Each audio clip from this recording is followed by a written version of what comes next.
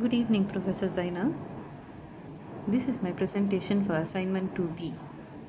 I must apologize, Professor, because I had severe um, difficulty in writing assignment 2A and hence the delay in assignment 2B as well.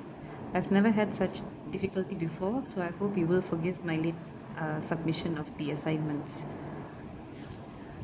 I would like to present to you regarding this assignment, and it is regarding the marketing communication strategies. The product that I would like to talk about is the PNAI account that Maybank had introduced some time ago. This is a term deposit account, and the account is meant to run for a period of 1 to 12 months depending on the convenience and wishes of the consumer. It is flexible and it is open to the consumer to decide the term period that they would prefer. The PNAI account also requires that the consumer invests a minimum of 10,000 ringgit, and it is also based on the concept of murabaha. Now, the problem comes about probably because of the minimum investment of 10,000 ringgit. It is rather a high amount that consumers would require, but then again, this is also referring to a term deposit. Now, the term deposits have usually, or the fixed deposit accounts have usually faced difficulty in terms of gaining ground in the Muslim market, because usually in fixed deposits, similarly to your term deposit here, you are allowed to maintain the account for a certain time period. You are not allowed to withdraw the money for that certain time period as well. However, in the conventional fixed account, you are given an interest, you're rewarded, and you for keeping the money with the bank, whereby the bank, of course, uses your deposits to facilitate other matters such as withdrawals and loans and so on. But in the case of the fixed deposits, you are rewarded using interest.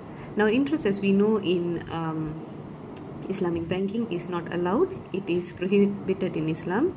Riba is abhorred in Islam. So the Islamic banking industry has had to come up with an alternative for the Muslim consumers, because they would find it very, very difficult to actually pursue using the fixed deposit account. Okay. The problem comes about is, although the account is very flexible for 1 to 12 months, the deposit of 10,000 might not allow probably everybody to participate in this kind of account. Okay. Now, looking at the last point, murabaha, this is a cost plus financing. So this is how the PNAI account actually overrides the concept of interest, in the sense that once the consumer deposits, let's say $10,000, there is a markup profit or markup reward in this case, which is given to the consumer, and this is decided very much earlier in the beginning of the contract. So if, let's say, the consumer is supposed to get back $2,000 for having invested for, let's say, a period of 6 months, then this would be told to the consumer, so they understand that if they deposit total amount of 10,000 ringgit at the end of 6 months based on murabaha, they will actually get back 12,000 ringgit, right? So this avoids the uncertainty or that conventional accounts what happens in conventional accounts, and also it avoids the concept of riba or interest, thus making the reward halal. For us to go deeper into the topic, let's first understand what is marketing communication strategies. This is basically a strategy whereby the firm is actually assisting to help consumers develop brand awareness. Okay, many a time consumers aren't aware of what brands exist in the market. They aren't aware of the functionality of the product. They aren't aware of how the product can be beneficial to them. So therefore, one of the main things that a firm can do when it communicates to the consumer, if the communication is effective, is that they help the consumer become aware.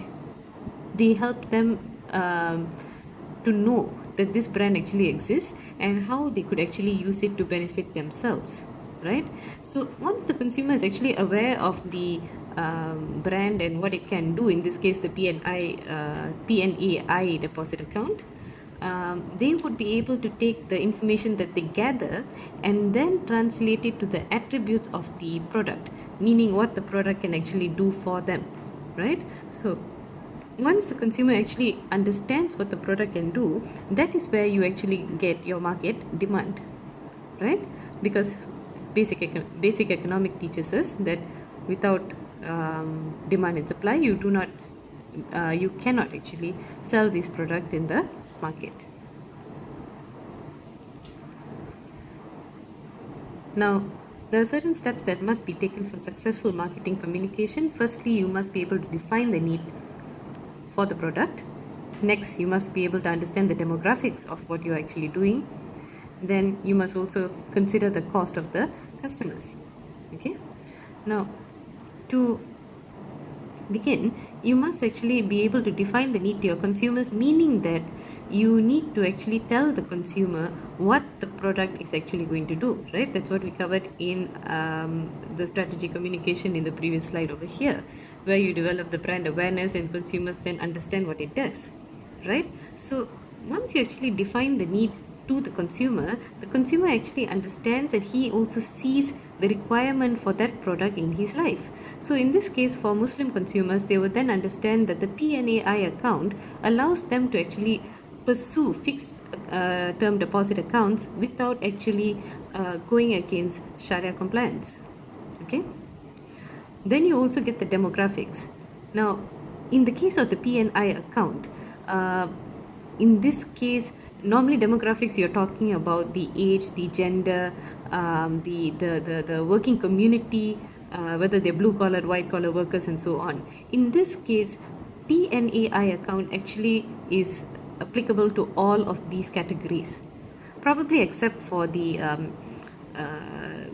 children category or the infants category, or maybe even very junior workers who do not have that kind of money or capital to pursue, right? So the problem, like I said in the beginning of this video, is that the minimum requirement of 10,000 ringgit is very, very high. So in that sense, it may not actually cater to all of this consumer market.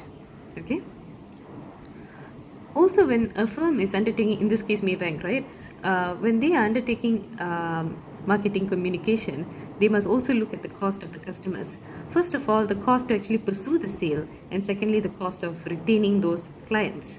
Now, the cost of actually making that sale and the is, first of all, probably when you are trying to push this product to your consumer.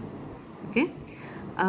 When you're trying, once you've actually made the consumer aware, once they have actually tested the market, then the next concept that you want to look at is you want to retain that consumer. You don't want them to actually disappear. You don't want them to be taken over by your rivals. So these are things that the Maybank or the firm must actually look at when they are pursuing this marketing communication.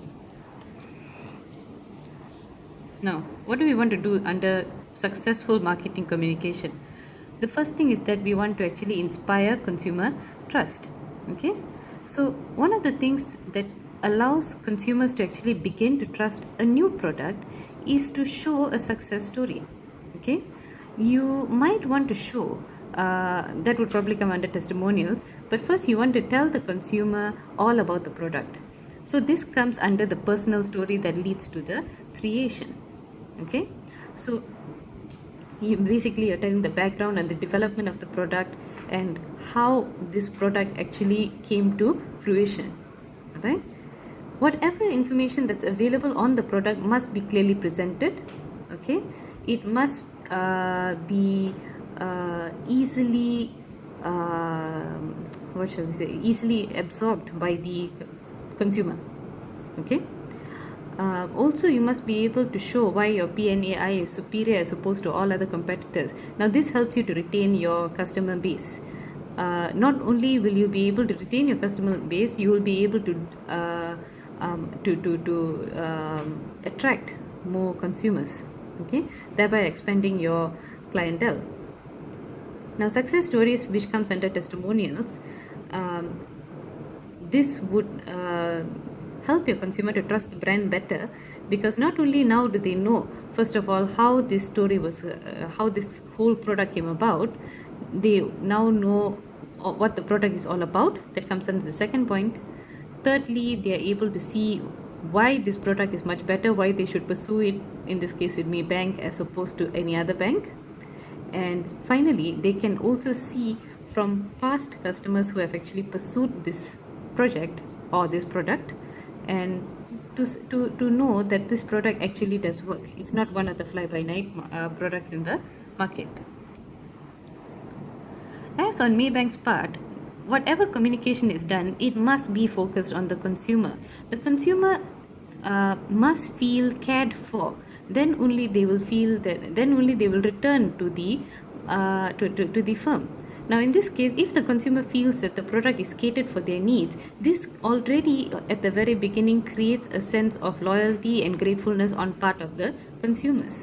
Okay, for example, when Takaful was first introduced in the Arabian nations, okay, the consumers were very, very happy because they were able to actually pursue or obtain Takaful without actually having to go against the needs of Islam. Because as we know, conventional insurance also has the elements of riba and uncertainty and so on.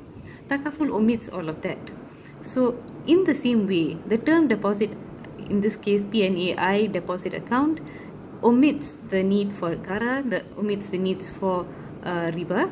So therefore consumers, Muslim consumers especially, would actually feel very, very happy in actually using this product. Now, for Maybank to actually make the consumer feel in this way, they must analyze the market first. Now, there are two ways they can do this. They can introduce the product based on those needs. This is where you have actually, you're reaching out to the consumer, and then you're showing them, look, this is a product, this is what you wanted, and this is how I'm able to satisfy that particular requirement. Now, that requires a lot of analysis, that requires a lot of statistics, it requires a lot of background research. So Maybank would actually have to dig through their database and have very, very good customer relations before they could actually do this.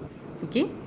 The other way is that you help consumers discover needs that they never knew existed. So in the case of your second strategy here, you are actually, this is where you make the, you go out to the consumer and you show them that this is a product which they had never used before, but possibly it might be actually very beneficial for them. So this brings us to our third point. Your consumer must understand how the product is going to help them. If the consumer does not understand, he will not see the need for the product, and hence he will not purchase the product, thereby leading to the demise or exit of the product in the market. Now, what can we do? How do we actually send these products out into the market? One of the first things, because we must understand that consumers have actually changed. Okay, we do not have our traditional consumers anymore, and everything more or less operates online through handphones, anything which involves a little bit of technology inside. Okay, banks or any firm, any business actually have their own website nowadays. It's more or less a standard modus operandi. So when the Maybank has introduced this product, it is very, very important that this product must be displayed on the website. Okay, so once not only must it be displayed on the website, attention must be drawn to the PNAI account. Okay, now naturally, this being a bank website, consumers are not there for fun. It is not something like Facebook or Twitter where you just roam around and then look for interesting gossip. Banking customers normally just go in for a specific purpose and they exit. Okay, so in the case of the PNAI account, attention must be drawn. Probably a pop-up window, or maybe a particular animation or graphic that keeps blinking back and forth, or an arrow to keep pointing downwards to show that this is a new product which is available, and then it will actually highlight to the consumer that they could actually look into PNAI account if they should so need to do so. Secondly, banks are also quite familiar nowadays with emailing information to their customer base. So it would be good if this product, once it is actually implemented and ready for marketing, for the banks to actually send out a blast email to all their customer base to show this product is actually available and ready for usage. Okay. And the last one would be if the traditional method, which is the printout method and works well for lots of people still, you can actually use brochures or pamphlets to print out information and point out things about the product that you wish the consumer to know. Now, of course, brochures, pamphlets, websites, these cannot be as detailed, cannot have chunks and chunks of information. It must be detailed, but not an information overload that will turn away consumers. It must highlight the important points, and then your consumer must be able to decipher the necessary information from there. Okay, so where do you get the detailed information? That's your officers at the bank, who must be very, very well trained. Now, when you talk about officers in the bank, it can be both ways. It can be the customer going to them, or it can be them presenting the information. It can work both ways. Now, if let's say the customer has read about this product, wants to know more, and he goes to the bank or she goes to the bank, the officer at the bank must be ready to to present the relevant information, must be ready to even answer any queries that the consumer may have. Okay. On the other hand, the consumer may not be aware of the existence of this product, so customer service officers would be one of those who deal with consumers very frequently on a more personal basis. So they would probably be a good avenue whereby you can actually present and make the consumer aware of this kind of products. Okay.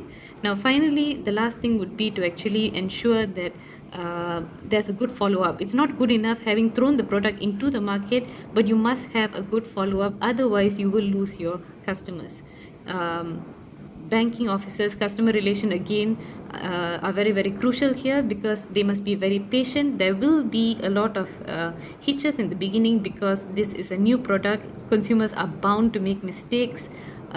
So proper precautions must be set in place for this kind of issues. Also, customer service officers must be gentle, must be friendly, must be patient with these people, so that they feel that there is an avenue for them to come back and then seek advice should they need to. Okay, this is the end of my presentation. I'm sorry, again, slightly, I think I've exceeded the time. I thank you, Professor, for all your slides, all your lectures. You have been very, very helpful this semester. Thank you. God bless you. Goodbye.